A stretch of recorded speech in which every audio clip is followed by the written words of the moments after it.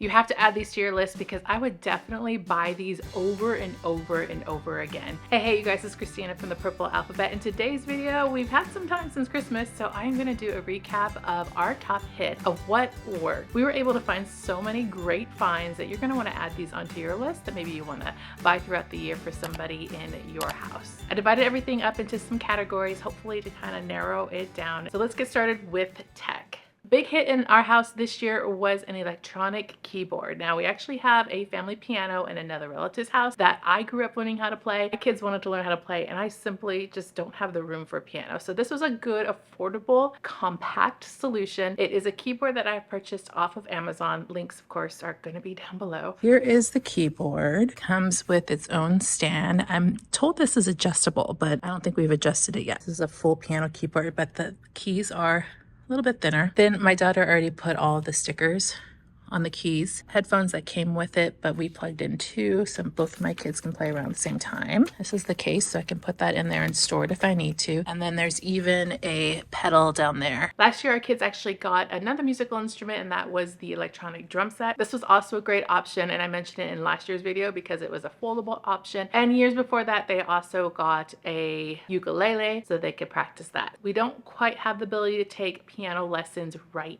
now. In the interim, I was able to find some really great lesson books for beginners so you can teach yourself some of the basics. Here is the keyboard for beginners book, level 1, and this one just has some instructions on playing position and just like the basics. Like I'm already thinking she's ready for the next book, but she's been practicing and learning. And because I got one for the keyboard, I didn't want to leave out the ukulele, which I still have yet to learn how to play formally, so we included that book too. So there are even some electronic resources. So this keyboard has the ability to plug into some apps. We haven't tried this yet, but there are some apps out there too that can connect directly into the keyboard. So as you're playing the keys, you can see what notes you're playing on your iPads. Arts and crafts are a big category in our house, and there was quite a few. I wanted to narrow it down to our absolute favorites. The first would have to be the Woobles kit. I think that's how you say it. And these have actually been a favorite already in our house, so I knew that they were going to be a hit. These are some of the Woobles we've gotten in the past. We have this little fox one, and then we have this one. So each girl is working on those. This one for Christmas, she started working on it. This is what we got so far. I don't want to mess up her creations, but they come with all the things you need, and so she's gotten started on it so far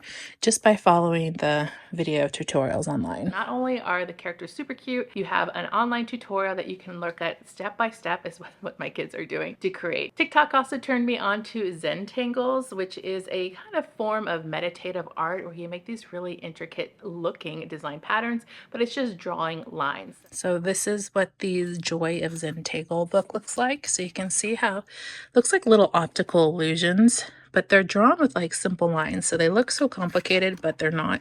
And it's supposed to be a really relaxing activity. So this tells you how to do all these little drawings. I might even want to do it because it's supposed to be very relaxing. Even shows you how to shade them. And then we got this set here, and this is the Zentangle art set. So inside it comes with this collection of different instruments to do all the Zentangles, the drawings, the shading, everything that kind of goes along with that. I wasn't going to mention this one, but since it's here, this was also a pretty neat thing. She did get some alcohol markers. So she has this whole set of alcohol markers, which we have yet to really dig into. But it came with this coloring practice book also from Amazon. So this has all kinds of different spots here to practice all kinds of different coloring techniques and how to color things in different ways. So that was just kind of a really cool find. Newly finished is this blanket set. This one came from Target and it was for finger knitting. I think this is a great project because they include everything you need and some instructions, and my 11-year-old was able to complete it. Here is our hand knitted blanket. It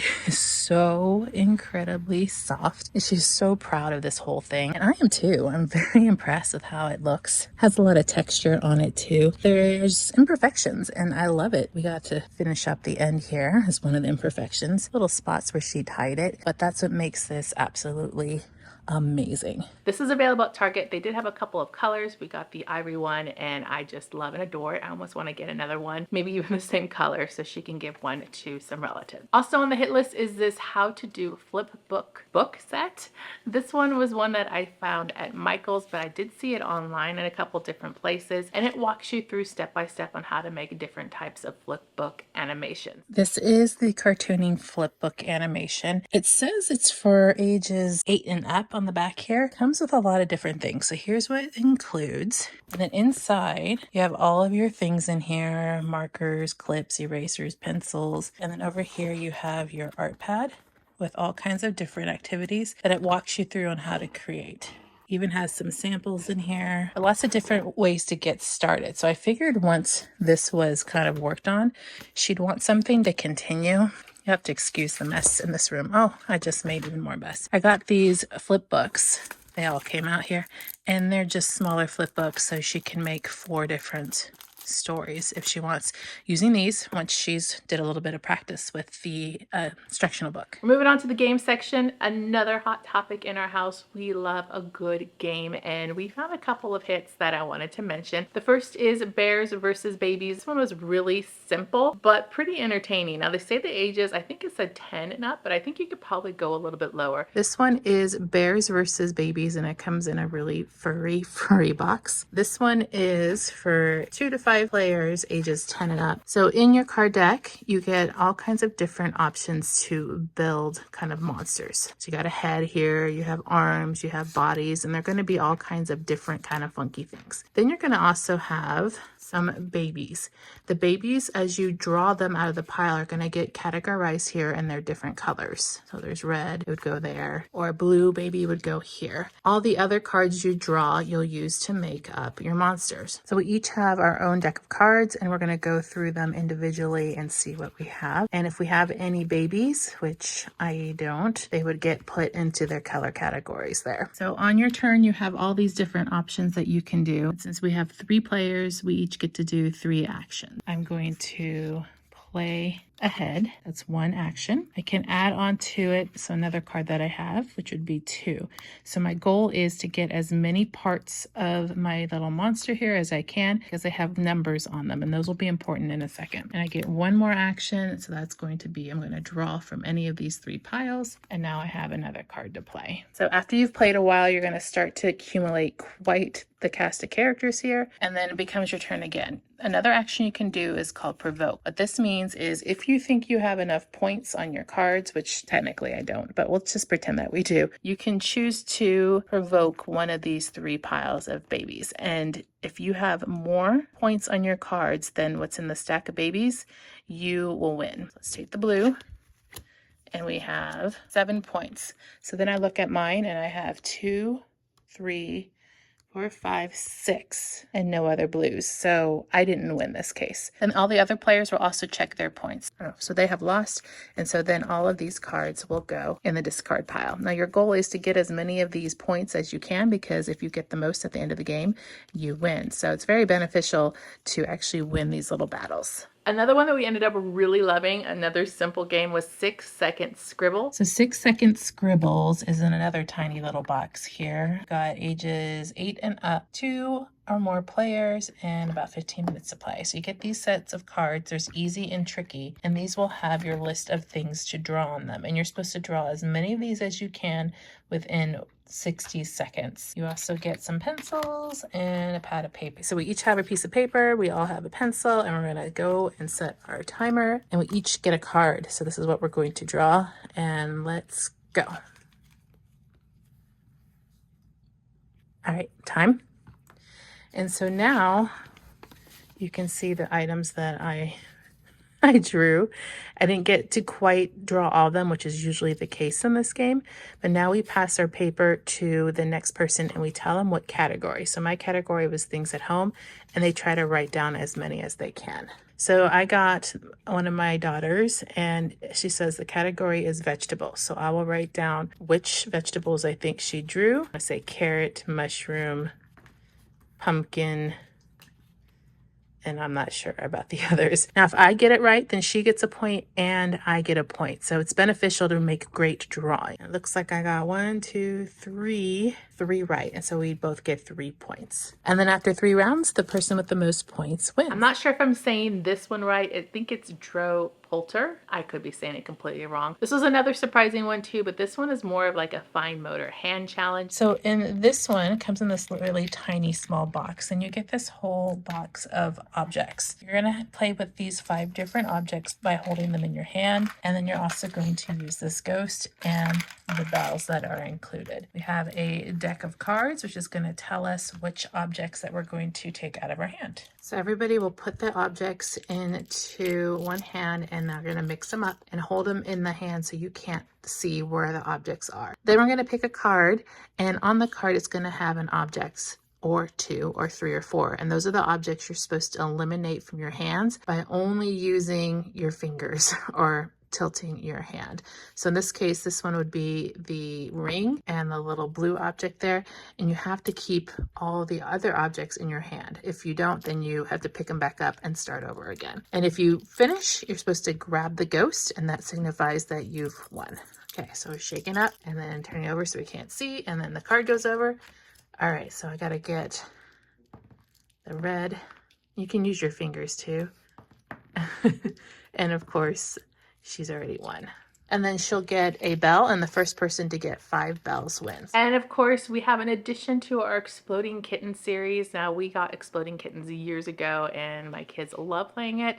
It's kind of like an advanced Uno game, I guess you could say. But this time we got the recipes for disaster sets. This one is for ages 7 and up, 2 to 5 players, and it's kind of like an expansion pack to the regular Exploding Kittens game. This time you're going to get all these different recipe cards. There's a whole bunch in here, and they're going to give you variations on the regular game. And so inside is going to tell you all the different cards that you're going to need. That's the recipe. And then you have all these different cards that you may use in your new game.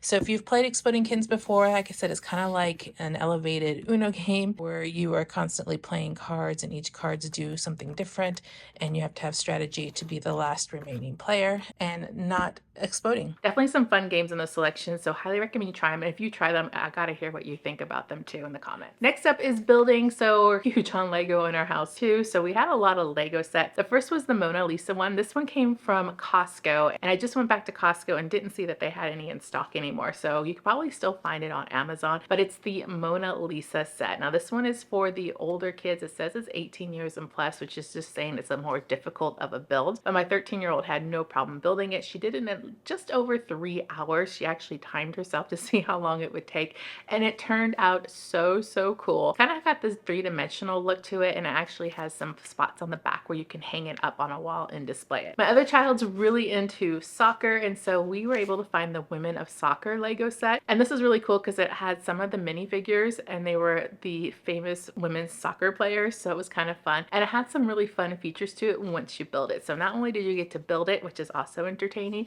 but then you get to play with it with some of the features afterwards. I have this category in my notes called Other because I couldn't really fit it in, so I wanted to mention this magic trick set. It's called Dynamic Coins. So here's what it looks like on the outside, and it's definitely a high quality item. Looks like it also has an app that works with it too, which I don't know anything about because she's been doing this on her own. Might have to have her show you 1 or 2 tricks. Because my daughter likes learning magic tricks. This is my 11-year-old. And a lot of the magic sets out there, they'll break easily because they're poorly made, they're made out of plastic, and they really don't last long, or they look pitiful. My sister, her aunt, found her this magic coin set, and it was really a great find because she was able to hone in. So it's probably more of a professional grade level of a magic set. There was lots of videos of people using it, and so she was able to learn some tricks. Gotta refine it a little bit, but definitely a hit if you like to level up some of the magic tricks you might already have in your house. This one we haven't done yet, but it's definitely on my list to try. So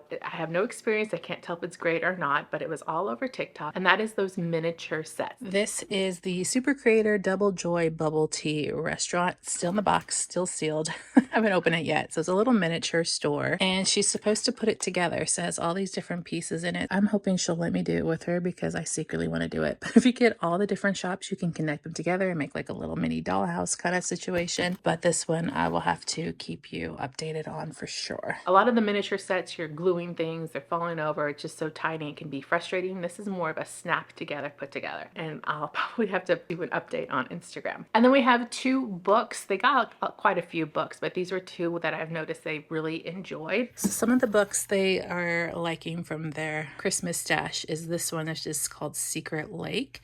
This one is like a little mystery, and I don't remember the grade levels. I'll have to like put it on screen, but it is a little chapter book novel, and she's asked for the second one of this series already. This one, Pink Hair and Other Terrible Ideas. I'm not quite sure what this one is about, but it's more like a coming of age from what I understand. So my 13-year-old requested this one, and then this one I got for them myself, which is The City of Ember, which is a pretty popular story. So those are hands down our favorites from the holiday season. Definitely add them to your wish list or your gift giving list, because I think that they will be thoroughly enjoyed. You guys click subscribe to see more videos like this, and give me a thumbs up to show your love.